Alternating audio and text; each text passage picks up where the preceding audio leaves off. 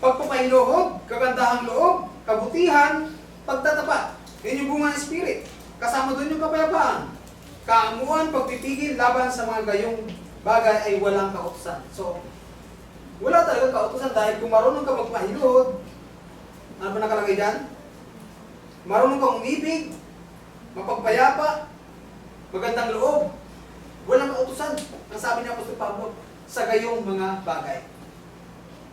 Colossians chapter 3 verse 15, at maghari sa inyong mga puso ang kapayapaan ni Kristo, na tinawag din naman kayo sa sa isang katawan, at kayo maging mapagpasalamat.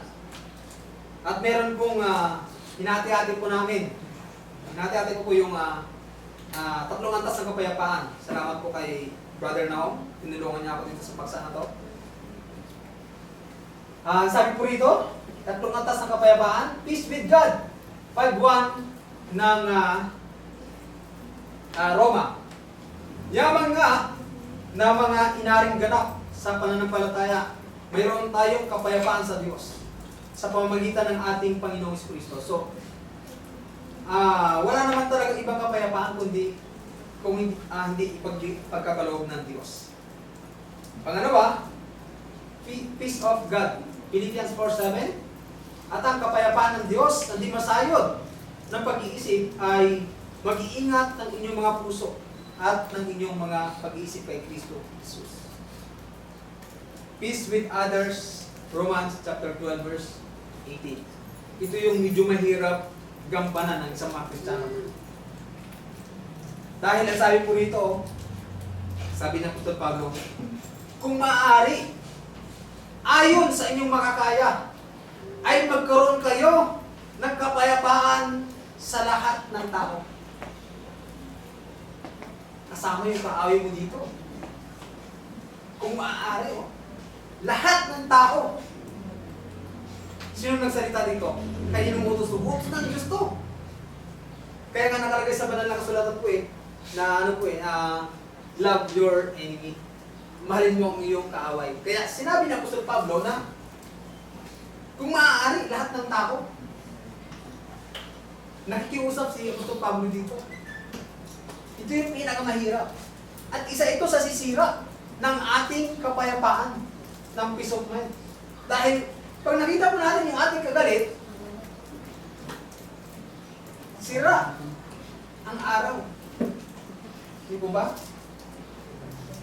Sana hindi ko na lang siya nasalubong. Sana hindi ko na lang siya ito yun. Peace with others. Kaya sa madaling sabi, sinabi ng ating Panginoon Kristo, mahalin mo ang iyong kapwa. Basahin mo po sa bita. Matthew chapter 22:37. Maganda po ang talata na ito. Matthew, may oras pa ba ako? 2 minutes. 22 verse 37. At ang pangalawang katulad ay ito, iibigin mo ang iyong kapwa, na gaya ng iyong sarili. Ito yun. Yung context po niya.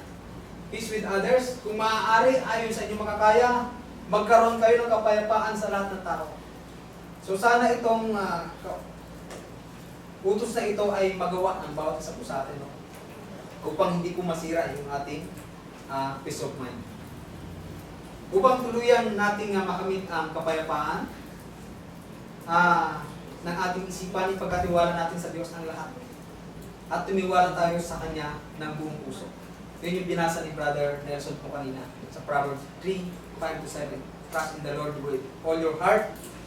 Basahin niyo po muli para mas tumatak sa ating isipan. Proverbs chapter 3 verse 5. Tumiwala ka sa Panginoon ng buong puso at huwag kang manalig sa iyong sariling kaunawaan. So, kung hihimayin po natin dito sa unang stanza, ang sabi dito, tumiwala ka sa Panginoon ng buong puso. So sa Panginoon ka lang tumiwala at huwag sa sarili mong kaunawaan. Dahil yung iba, matalino ako Matalino ako. Nagre-rely sa sarili niyang kaunawaan. Matalino ako, kaya kong gawin lahat. Ganun yung science. Dahil ang science kasi, lahat kaya nilang gawin, yun yung nasa isip nila. Matalino ako, wala akong pinaniniwala ang Diyos.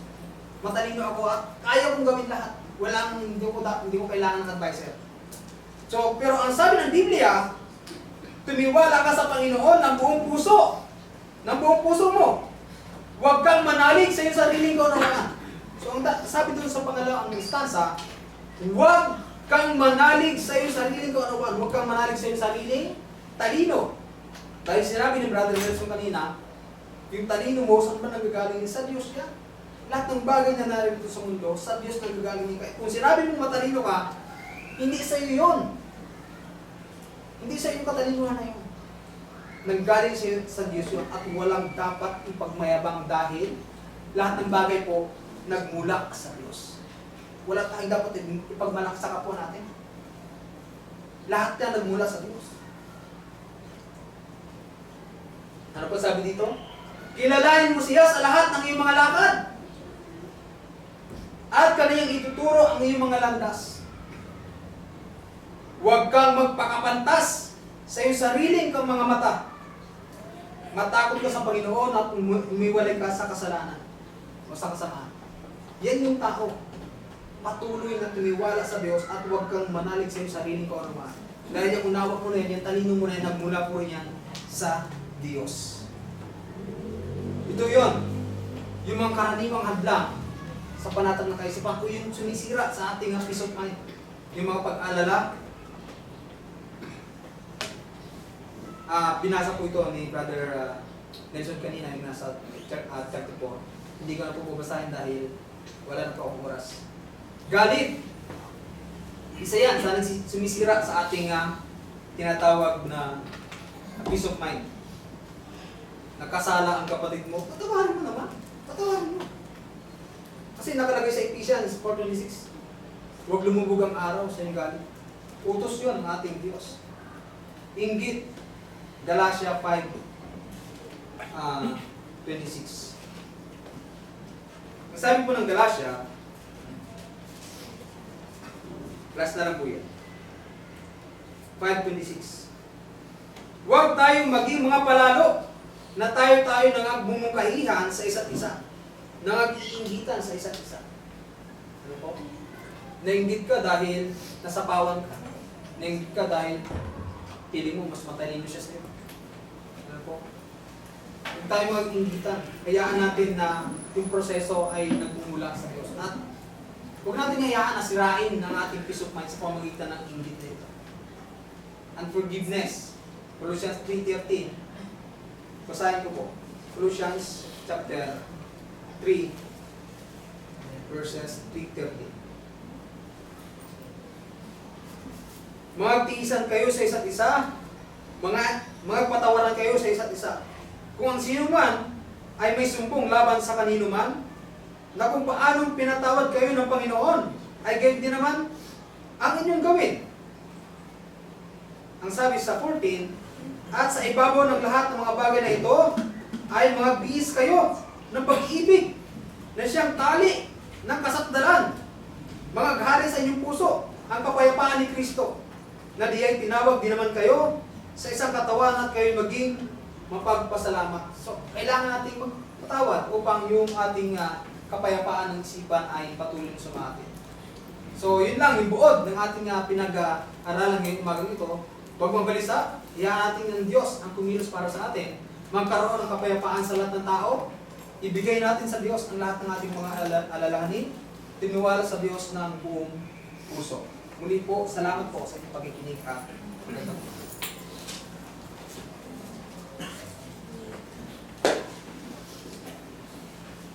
Maraming salamat po sa sermon na pinahali sa pinag-aaral. Wala na tayo dumawa sa puto ng tinapay pag-ibig sa sarong ay umawit ng isang awitin. Dito po sinabilang na 308.